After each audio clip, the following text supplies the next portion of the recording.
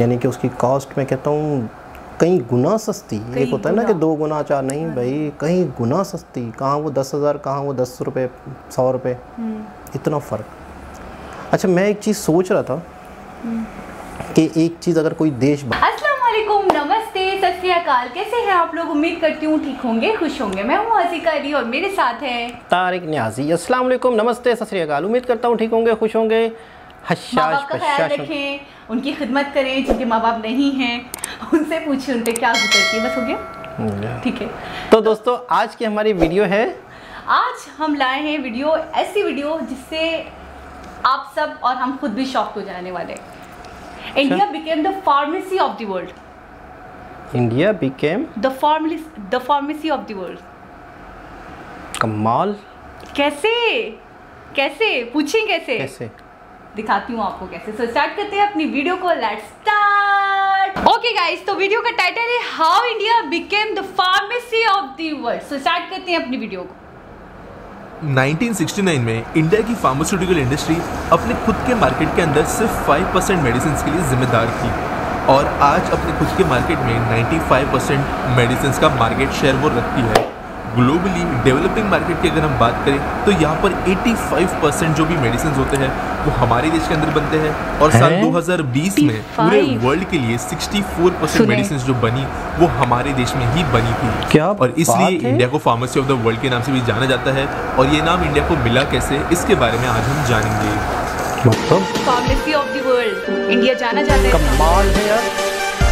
और जिस शख्स ने भी मतलब ये वीडियो सजेस्ट किया है, जबरदस्त, इंटरेस्टिंग। इस सवाल के जवाब को जानने के लिए हमें 20 साल पीछे जाना होगा। अभी फिलहाल इंडिया में मेडिसिन पर पेटेंट नहीं मिलते और कोई भी मोनोपोली किसी भी मेडिसिन मार्केट में नहीं दी जाती। इस समय पर अफ्रीका संकट में था। 22.5 मिलियन लोग HIV का शिकार हो चुके थे और ये एपिडेमिक बहुत ज़्यादा तेज़ी से फैल रहा था, और इसे रोकने के लिए कई सारी कोशिशें हो रही थी। लेकिन यहाँ पर अफ्रीका के सामने एक बहुत ही ज़्यादा बड़ी समस्या थी।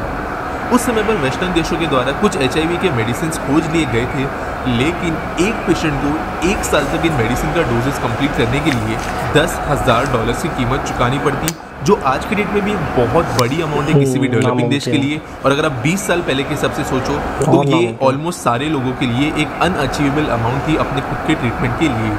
इसके वजह से सब सहारन देशों में HIV बहुत ज़्यादा तेज़ी से फैल रहा था, लोगों की इसके वजह से मौत हो रही थी, और कोई भी सॉल्यूशन एफोर्डेबल तरीके से इसके लिए नहीं मिल पा रहा था। यहाँ पर हमारी इंडियन कंपनी सिप्ला ने एक चीज़ आइडेंटिफाई की। क्योंकि इंडिया में जेनेरिक ड्रग्स बनाने पर कोई भी पाबंदी नहीं थी, तो बिना पेटेंट डिस्प्यूट के सिप्ला HIV के ड्रग्स माइनर ट्वीकिंग के साथ में भारत के अंदर प्रोड्यूस कर सकती थी।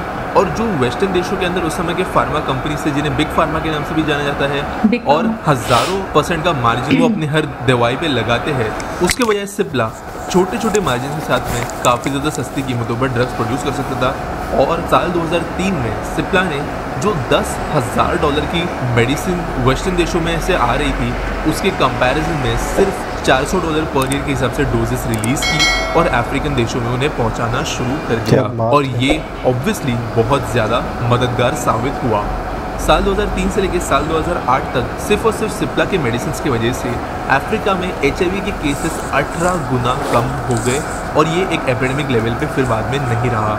इसके बाद में यूनाइटेड नेशंस की जो एड्स ऑर्गेनाइजेशन है, उनके डायरेक्टर ने पर्सनली अपने स्पीच के दौरान ये कहा कि अगर सिप्ला नहीं होती तो $2 बिलियन का खर्च जो इस पूरे अफ्रीकन मिशन में खर्च हुए हैं, उसके बजाय उन्हें $200 बिलियन तक का खर्च करना पड़ता था, और इसके लिए वो सिप्ला को धन्यवाद देना चाहते हैं। इन चीज़ों के बाद में इंडिया की फार्मा इंडस्ट्री पूरे वर्ल्ड के फोकस में धीरे धीरे आने लगी, क्योंकि केमिकल कॉम्पोजिशन, क्वालिटी कंट्रोल और उन ड्रग के इफेक्ट में कोई भी चेंजेस नहीं थे जो इंडिया में बनते थे और किसी और देश में।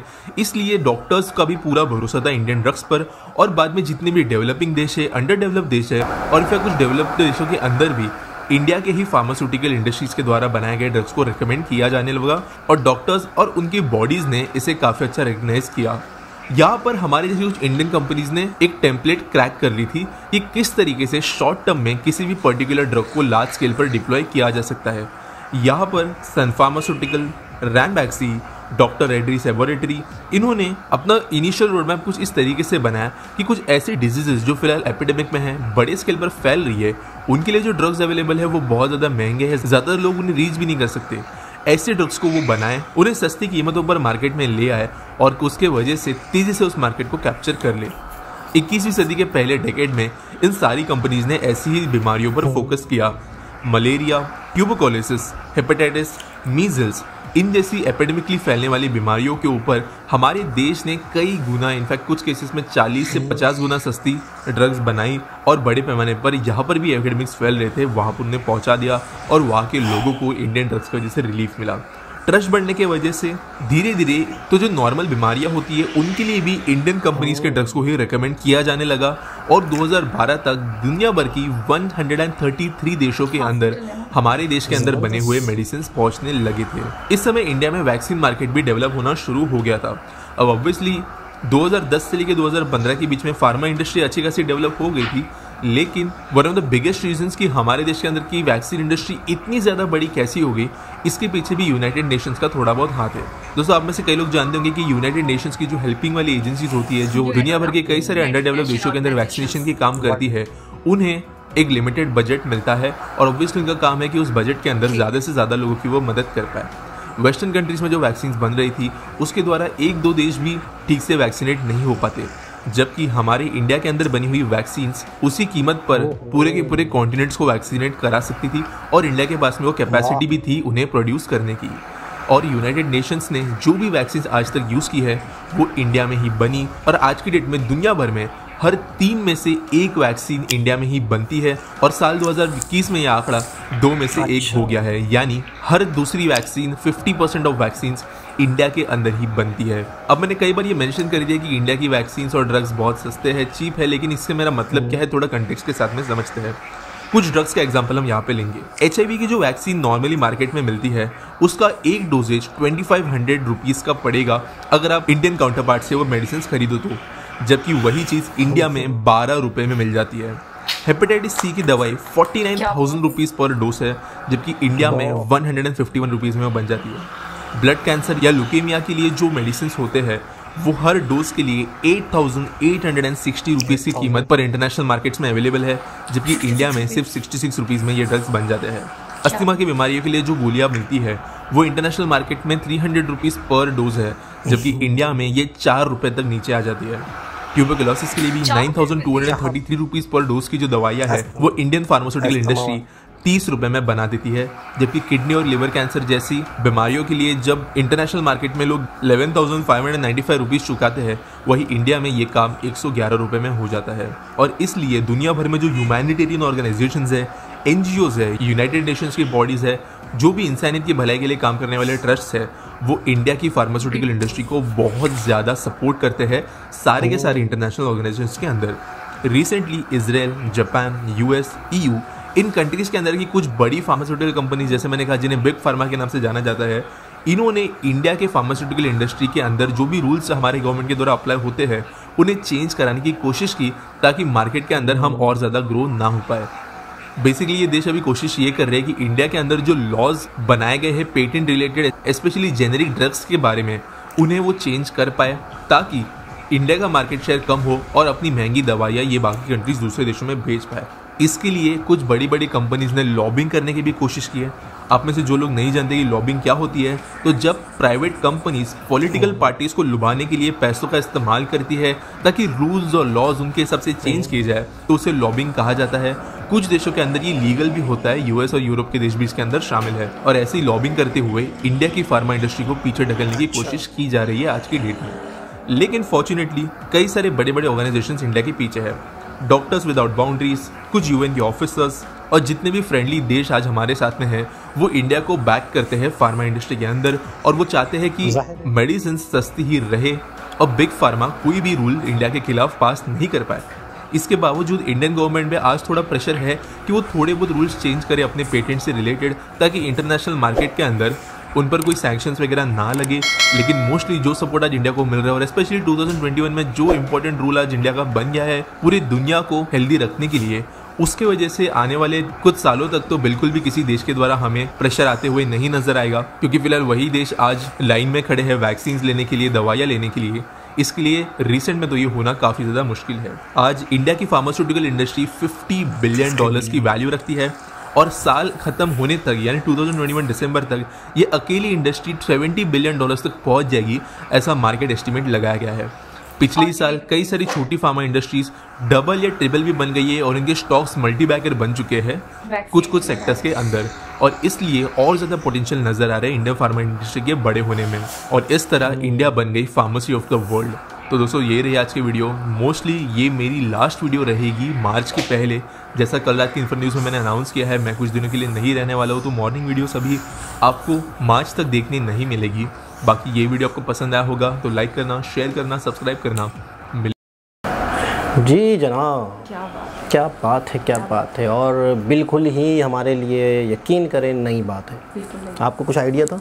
नहीं, ये टाइटल से ही फार्मेसी में बहुत आगे है इंडिया, लेकिन मुझे ये नहीं पता था कि वर्ल्ड की फार्मेसी बन चुका है। टाइटल ही शॉकिंग था कि मतलब पूरी दुनिया के लिए एक इंडिया फार्मेसी की हैसियत रखता है। बिल्कुल। और ये इंडिया के लिए एक बहुत बड़ा एजाज़ है, और बहुत ही एक यूँ समझ ले कि एक गॉड की तरफ से गिफ्ट है कि आप दुनिया की भलाई कर रहे हैं।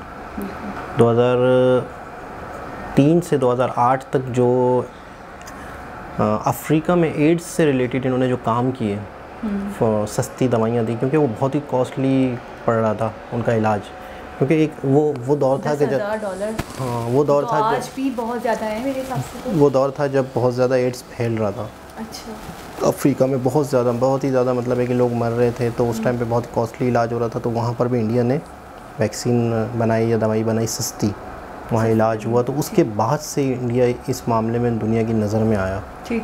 उसके बाद बता रहे हैं कि तरक्की हुई फार्मेसी से, फिर यूएन ने बहुत सपोर्ट किया। देखिए ना, अच्छा हर दवा इंडिया में सस्ती, यानी कि उसकी कॉस्ट मैं कहता हूँ कई गुना सस्ती। एक होता है ना कि 2 गुना 4 नहीं भाई, कई गुना सस्ती। कहाँ वो 10,000, कहाँ वो 10 रुपये 100 रुपये, इतना फ़र्क।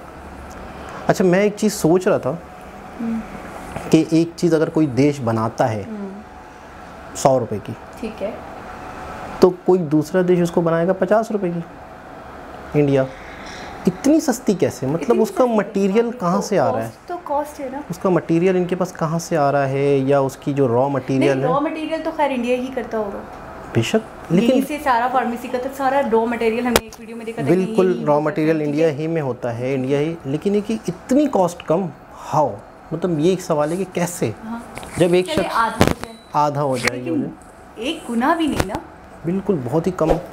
फिर इसी वजह से पूरी दुनिया की मेडिसिन्स, पूरी दुनिया में इंडिया से मेडिसिन्स जाती हैं वैक्सीन्स के मामले में।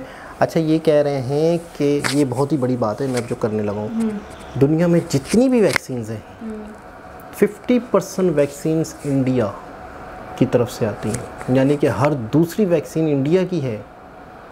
अगर हज़ारों वैक्सीन्स दुनिया में यूज़ हो रही हैं बीमारियों से रिलेटेड, तो हर दूसरी वैक्सीन इंडियन है। कमाल है, बहुत बड़ी बात है। मतलब जो मेडिकल से रिलेटेड होंगे या थोड़े बहुत ही एजुकेटेड लोग होंगे वो हैरान हो जाएंगे उस चीज़ को अगर समझेंगे, तो ये कितनी बड़ी बात है इंडिया के लिए। पूरी दुनिया हम एक मुल्क से या दूसरे मुल्क से कंपैरिजन नहीं कर रहे, पूरे वर्ल्ड का कंपैरिजन हो रहा है, पूरे वर्ल्ड का। बहुत बड़ी बात है। कंट्रीज हैं पूरे वर्ल्ड में। अच्छा अभी सारी कंट्रीज में इंडिया एक साइड और बाकी सारी कंट्रीज में मिलकर। अच्छा एक चीज़ होती है कि मैंने देखा है कि कोई एक शख्स जो होता है या कोई एक कंट्री होता है किसी एक चीज़ का एक्सपर्ट होता है, यानी कि एक शख्स, समझ गए आप क्या बोलने वाले। वहाँ आईटी से रिलेटेड हम मतलब अभी हैरान ही हैं कि आईटी से रिलेटेड इंडिया ने इतनी तरक्की की, इतना कुछ किया। फार्मेसी देखें तो हम यहाँ भी डेवलपमेंट देखें तो हैरान है। ठीक है, क्या कहें, क्या देखें, ट्रेंड्स देखें तो हैरान है। एक्सपोर्ट कर रहे हैं भाई। मेडिसिन एक अलग ही शोबा है, बिल्कुल टेक्नोलॉजी ही है, लेकिन ये कि एक थोड़ा सा अलग ही शोबा है, उसमें भी ये दुनिया पर छाया हुआ है। कमाल में वर्ल्ड का मतलब became a pharmacy of the world, पूरी दुनिया की फार्मेसी बन चुका है। मतलब दुनिया से मेडिसिन सबसे ज़्यादा यहाँ से जाती हैं, चीपेस्ट हैं, सस्ती हैं, कमाल।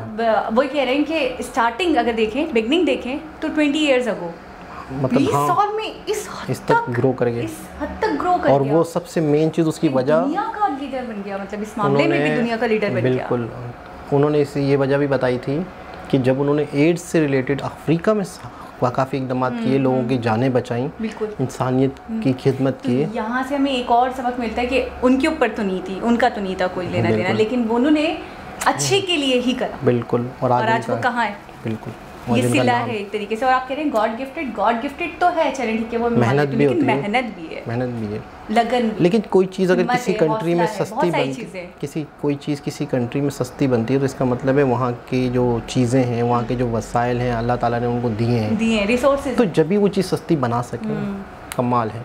और फिर अपने रिसोर्सेज को यूज़ करना और ना करना, ये इंसान के अपने हाथ। एक और चीज़, और उससे नाजायज़ फ़ायदा नहीं उठाना। लेकिन वो चाहते तो चले हाफ प्राइस में कर देते, बिल्कुल, कि $10,000 में तो हम $5,000 में दे देते। नहीं, जो चीज़, लेकिन उन्होंने उसकी कॉस्ट बहुत ही कम रखी, तो ये भी बहुत बड़ी बात है मेरे हिसाब से। अच्छा, चालाकी नहीं दिखाई इस मामले में। अच्छा, अब ये भी थोड़ी सी सुनने में आया कि इंडिया बहुत बड़ी जो किंग्स होते हैं ना फार्मेसी के हवाले से, तो वो थोड़ा सा इंडिया को पीछे करना चाह रहे हैं, ताकि हमारी मतलब है कि हम उस मार्केट में घुस जाएं और कमाएं, चेंज कर सकें और कमाएं।